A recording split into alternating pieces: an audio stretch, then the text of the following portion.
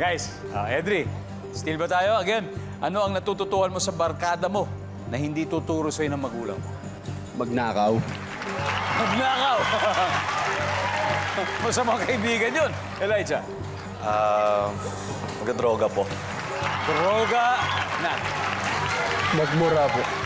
Magmura. Okay, Luis, isa pa. Anong natututuhan mo sa mga kabarkada mo na hindi tuturo sa'yo ng parents mo? Magbisyo. Okay, be specific kasi may dalawang bisyo na dyan eh. Alak tsaka manigarilyo. Mag-party po sa Pimikan. Mag-party. Mag-party sa gamigan. Andiyan ba yan? Kung tama sila dito, steal po nila yung round na to. Survey says mag-party sa gamigan.